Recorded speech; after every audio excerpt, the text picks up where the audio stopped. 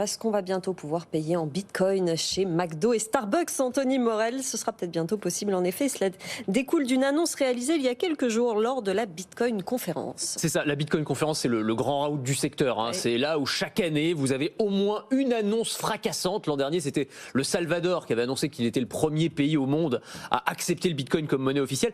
Là, cette année, c'est peut-être encore plus fort, puisque c'est l'adoption du Bitcoin par potentiellement plus de 400 000 enseignes dans le monde, dont McDonald's, Starbucks, Walmart, Home Depot, Best Buy, liste non exhaustive, mais quand même assez intéressante. Alors, les contours de l'annonce, en réalité, sont un petit peu flous. Pour être précis, c'est le patron de Strike, qui est une application de paiement mobile qui utilise le Lightning Network. En fait, c'est un protocole de paiement qui est adossé au Bitcoin, qui a annoncé une série de partenariats assez spectaculaires. Un partenariat avec NCR, par exemple, qui est un géant des terminaux de paiement qu'on trouve dans tous les commerces physiques.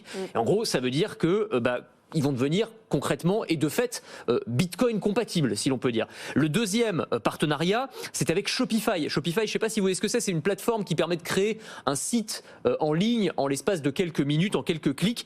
Et donc ça veut dire que n'importe quel e-commerçant va pouvoir accepter des paiements en Bitcoin. C'est quand même assez massif aussi comme annonce. Beaucoup, en tout cas, voilà une sorte de premier pas vers une adoption de masse du Bitcoin qu'on voit souvent, c'est vrai, comme un actif spéculatif, mais qui a aussi une valeur d'usage de plus en plus. Vous savez qu'en Chine, on peut déjà payer avec des cryptos, avec le Yuan. C'est ce que nous disait tout à l'heure Pauline Adam Calfon, associée en charge des cryptos, de la blockchain chez PwC. Ça m'étonne pas parce qu'en fait, on a nous cette vision de valeur spéculative parce qu'on est beaucoup plus bancarisé que dans beaucoup de pays, mais dans les pays qui sont moins bancarisés que nous, évidemment, ils voient beaucoup plus l'usage.